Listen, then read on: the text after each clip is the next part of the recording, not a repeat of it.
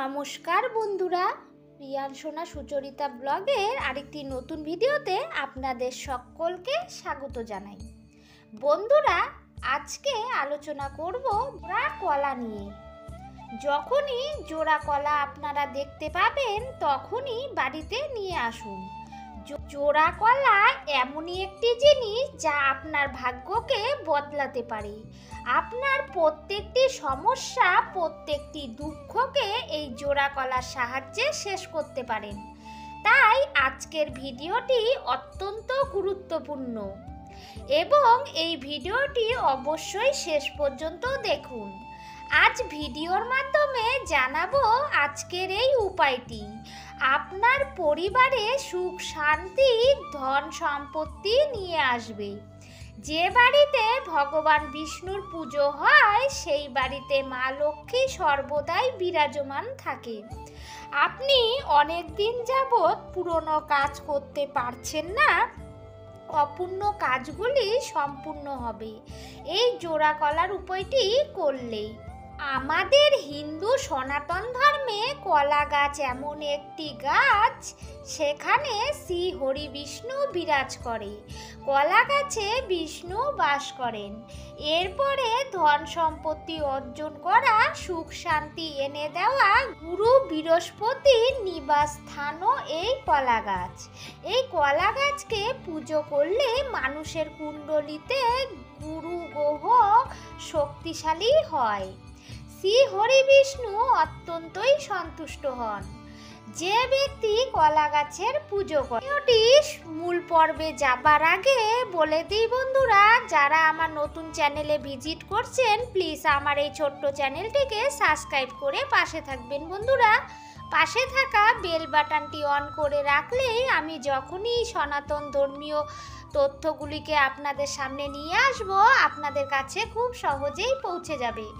পুরো ভিডিওটি দেখার পর কোনো অংশ ভালো লাগলে লাইক, কমেন্ট, শেয়ার করতে ভুলবেন না বন্ধুরা। শেয়ার করে দেবেন সকল বন্ধুদের মাঝে।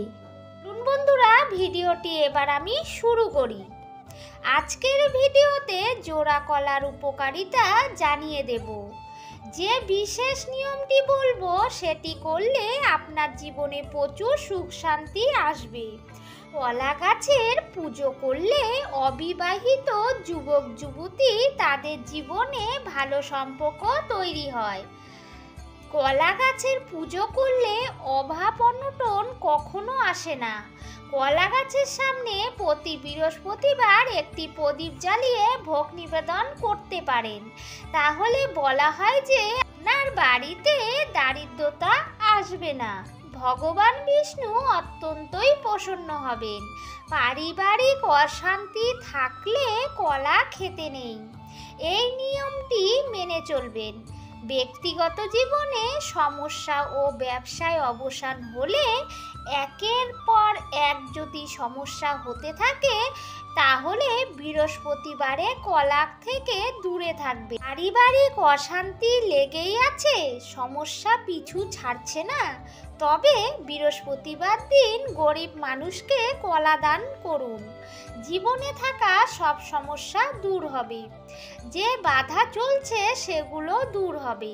যদি গুরু গ্রহ বৃহস্পতি খারাপ অবস্থায় থাকে তার জীবনে অনেক ধরনের সমস্যা সৃষ্টি হয়। কোনো হলুদ রঙের জিনিস কেউ দান করলে নিবেন না। বৃহস্পতি গ্রহ আরো খারাপ হবে হলুদ রঙের জিনিস নিলে। এবার জেনে নেই জোড়া কলার প্রতিকারটি, যেটি সুখ শান্তি এনে দেবে। এটি করলে প্রচুর পরিমাণে সুফল পাবেন। এই উপায়টি কখন করবেন?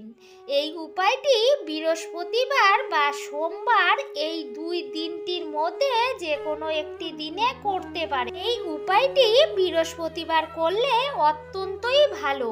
এই উপায় করতে হবে রাত্রেবেলা। ঠাকুর ঘরে যাবেন যেখানে নিত্য পূজা করেন আপনারা। দুইটি জোড়া কলা সংগ্রহ করে নেবেন।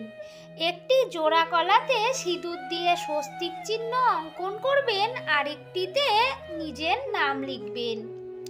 তারপরে ঠাকুরের সামনে রেখে দেবেন। শ্রী বিষ্ণু মা লক্ষ্মীর ফটো অবশ্যই রেখে তার সামনে সেই জোড়া দুটো কলাকে রাখবেন কলা পাতার ওপর। একটিতে সিঁদুর দিয়ে স্বস্তিক চিহ্ন, অপরটিতে আপনার নাম লিখে দেবেন। এরপর একটি ঘিয়ের প্রদীপ জ্বালিয়ে দেবেন। তারপর নিবেদন করুন কলা পাতায় শ্রী হরি বিষ্ণু ও মা লক্ষ্মী দেবীর চরণে।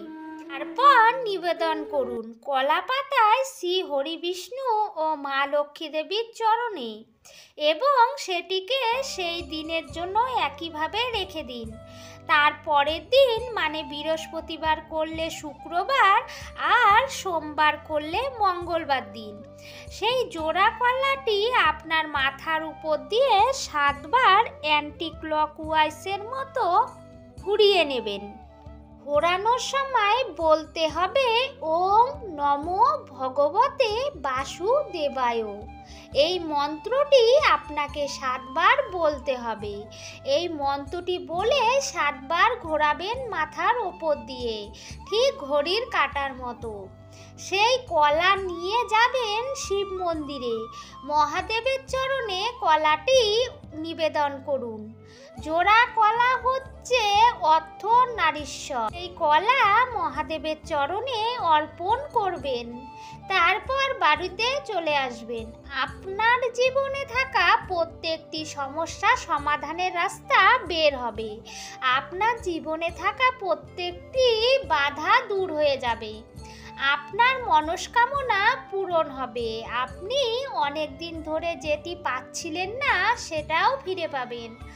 উপায়টি তখনই সফল হবে যখন আপনি ঈশ্বরের প্রতি ভক্তি বিশ্বাস রাখবেন। ভক্তি ভরে উপায়টি যদি করতে পারেন অবশ্যই ভালো ফল পাবেন।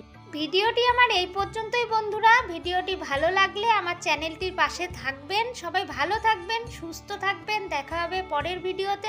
কোন আমার ভিডিওটি জুড়ে থাকার জন্য আমার সকল বন্ধুদের অনেক অনেক ভালোবাসা আর ধন্যবাদ জানাই।